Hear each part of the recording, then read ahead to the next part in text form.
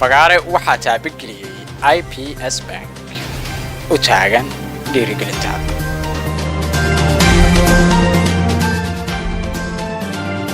alle ma bixinayo mushaarkiina haddii aad tahay muslim isku day in aadan noqon shiine haddii aad tahay muslim shiinaha u dhashayna hubi inaadan ka soo jeedin qowmiyadda Igoor haddaba wax ka baro xaalka ay ku nool yihiin muslimiinta degan dhulka fog islaamku waxa uu gaaray galbeedka shiinaha dabayaaqada qarnigii 17aad ee miilaadiga isaga oo u maray ergooyinka diinta iyo furashadii ciidanka taasina waxa ay sababtay aas-aaska xarun cusub oo islaamku ku yeeshay gobolka loo yaqaano Turkistaanta bari gobolkani waxa uu noqday qayb ka mid ah caalamka islaamka ilaa shiinuhu ku duulay sanadkii 1759 iyo mar kale sanadkii 1876 muslimiinta Turkistaanka bari si ay u gaaraan madax banaanidooda waxa ay galeen dhowr kacdoon oo hubaysan kacdoonnadaas qaarkood waa guul daraystay qaar kalena waxa ay ku guuleysteen dhismaha dawlad madax bannaan intii ay socdeen labadii kacdoon ee 1933 ilaa 1944 ha yeeshee markii ay dhalatay jamhuuriyadda dadka ee shiinuhu sanadkii 1949 Turkistaanta bari waxa ay noqotay qayb ka mid ah ciidda shiinaha waxaana loo bixiyey si kama dambays ah magaca Xinjiang tirada dadka shiinuhu waxa ay gaartay 1 bilyan iyo 300 oo milyan oo qof dadkaas boqolkiiba 92 waxa uu ka soo jeedaa isirka Han tirada muslimiinta oo qiyaasta gaaraysa 23 milyan oo qof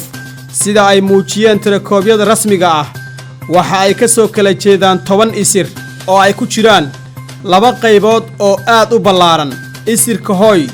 oo si wanaagsan ugu hadla afka Shiinaha kuwaasi wax dhibaato ah kuma qabaan Shiinaha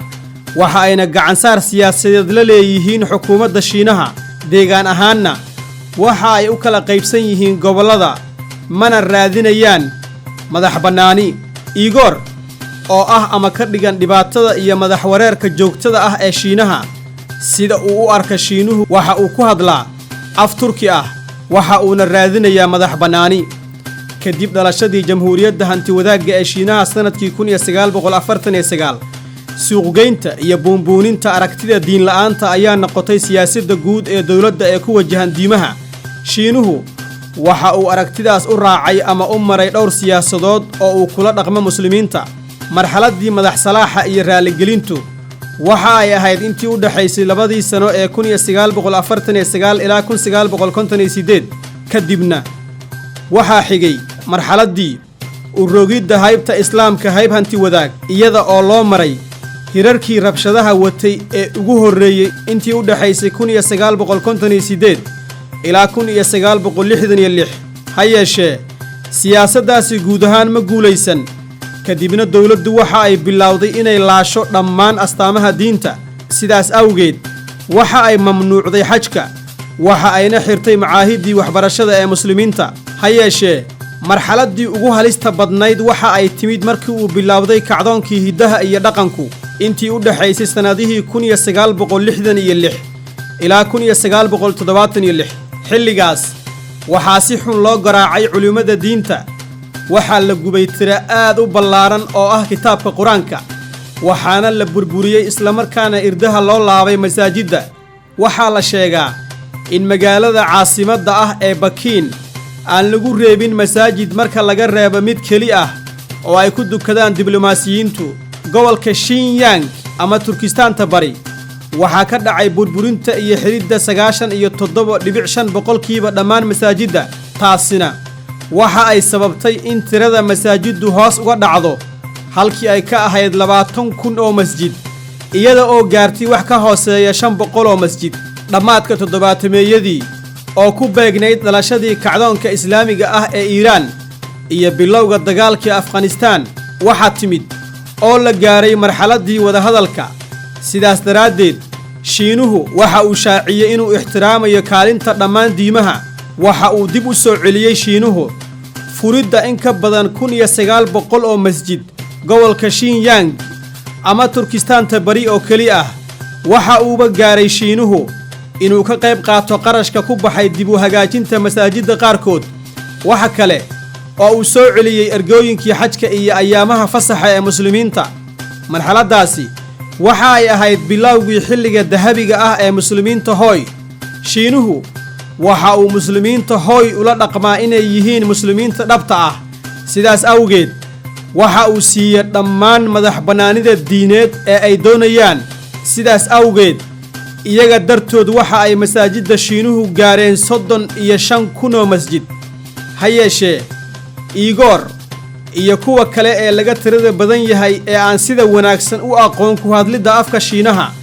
oo intooda badan ku nool gobolka Xinjiang ama Turkistaanta bari Shiinuhu waxa uu ku soo rogay ilaala adag waxa uu u diiday xaqa ugu hooseeya ee ay leeyihiin ololaha caburinta ee Shiinuhu ku hayo gobolkan ayaa korortay laga soo bilaabo dhacdooyinkii 11 Sebtembar sanadkii 2001 waxaa hirgalay hab caalami ah oo ogolaanaya ku kicidda dhibaato walba oo ka dhan ah ama lagu food saarayo muslimiinta dumarka muslimiinta Igor waxaa laga reebay xirashada indhashareerka raggana waxaa laga mamnuucay deynta ama ka leexashada garka marmarna dumarka waxaa loo diiday xijaabka waxaa si wareegto ah loogu qasbaa ama loogu dirqiyaa inay u dhiibaan maamulka dawladda hoose kitaabka quraanka iyo salliga salaada ee ay wataan iyada oo laga cabsi qabo in laga helo lagana qaado xilliyada ay jiraan howlgallada iyo baaritaanku sidaas oo kale muslimiinta Igor dhowr mar ayaa laga mamnuucay ama loo diiday soonka si gaar ah marka la joogo dugsiyada guud iyo hay'adaha dawladda sanadkii 2015 imaamyada masaajidda ayaa lagu dirqiyay ama lagu qasbay inay qoobka ciyaar ku sameeyaan jidadka iyada oo dawladdu ku dooday in uusan alle bixinayn mushaarkooda helidda baasaboorku waa waxa ay ku riyoodaan muslimiinta Igor milkiilayaasha baqaarada iyo maqaayadaha cuntada waxaa waajib ku ah inay ka ganacsadaan ama iibiyaan qamrada iyo sigaarka iyaga oo ka baqaya in laga xiro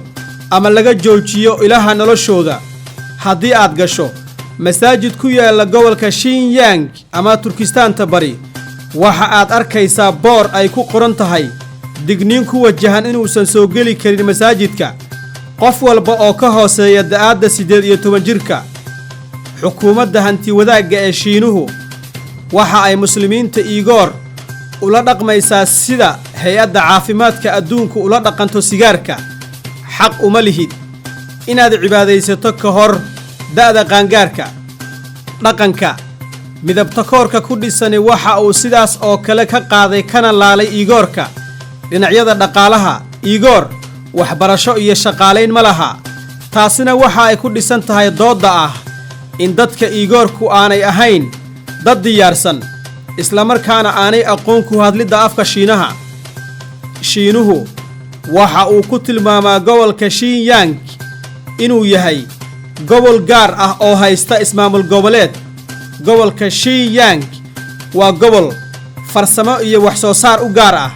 kaas oo ka dhigan 6 meelood meel guud ahaan badka waddanka oo dhan waxa uu kaalin weyn ka qaataa hodantinimada waddanka Shiinaha tusaale ahaan waxa ku yaala 80% ceelasha wax soo saarka shidaalka ee Shiinaha iyo 90% wax soo saarka waddanka ee macdanta uraniumka ha yeeshee hodantinimada gobolka Xinjiang wax wanaagsan kuma soo celiso muslimiinta Igor isirka Han oo Shiinuhu bilaabay inuu ka shaqaalaysiiyo gobolkan laga soo bilaabo 9meeyadii qarnigii tagay ayaa ah kuwa ku nool barwaaqada dhabta ah sida muuqatana siyaasadda ku maanshaynta muslimiinta Igor ee badda isirka Han waxa ay qarka u saaran tahay in muslimiinta Igor ku noqdaan kuwa laga tirada badan yahay iyaga oo jooga dhulkoodii soo jireenka ahaa waxa ay sababtay in muslimiinta Igor noqdaan oo kaliya 50% guud ahaan dadka degan gobolka Xinjiang ama Turkistaanta bari halka 40% ay yihiin isirka Han oo markoodii hore ka ahaa gobolka oo kaliya 10% iyaga oo ku dhex jira xaalkan aadka u xanuunka badan muslimiinta Igorku waxa ay miciin bidaan mararka qaarkood inay fooda geliyaan cadaadiska gobolka Xinjiang waxaa ka dhacay intii u dhaxaysay sanadihii 2008 ilaa 2013 dhacdo oo ah rabshado waaweyn oo ay ku jireen afduubka diyaarado weerar loo adeegsaday midiyo iyo xitaa qaraxyo taas beddelkeeda Igor qaarkood waxa ay door bidayaan inay ka cararaan wadankooda ayna ku noolaadaan wadamo kale iyaga oo bad qaba ama inay ku biiraan kooxaha mayalka adag oo ku fiirsan daafaha adduunka iyada oo uu jiro isku dayga dawladda ee baabi'inta haybta diineed haddana waxa koraya wax iska caabin aragtiyeed oo qarsoodi ah taas oo ka dhex socota dugsiyada waxbarashada ee muslimiinta Igor iyada oo ku dhismaysa dhulka hoostiisa kana fog indhaha dawladda islaamku marka la joogo Shiinaha waxa uu ka dhigan yahay laba islaam ay raalli ka tahay dawladda Shiinuhu kaas oo u hoggaansan awoodeeda si dhammaystiran iyo islaam aan si sahlan lagu jabin karin sidaas awgeed ciil caro iyo calool xumo loo hayo Igor waxa ay raadinayaan xaqooda xurriyadda iyo madax bannaanida iyo inay u noolaadaan sida ay rabaan ha yeeshee waxa haydaaro iyo dagaal xun ku haya barwaaqada ku jirta gobolkooda Xinjiang oo aan Shiinuhu sina uga tanaasuli karin isaga oo ku socda inuu noqdo awood dhaqaale oo weyn kadib 1300 sano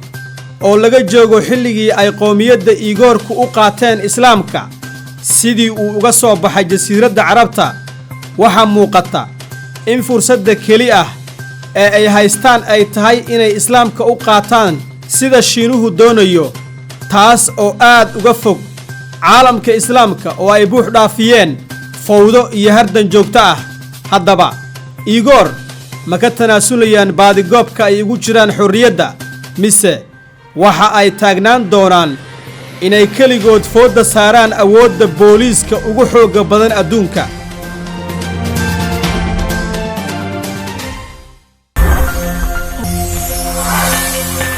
mustaqbal warbaahin wax dhista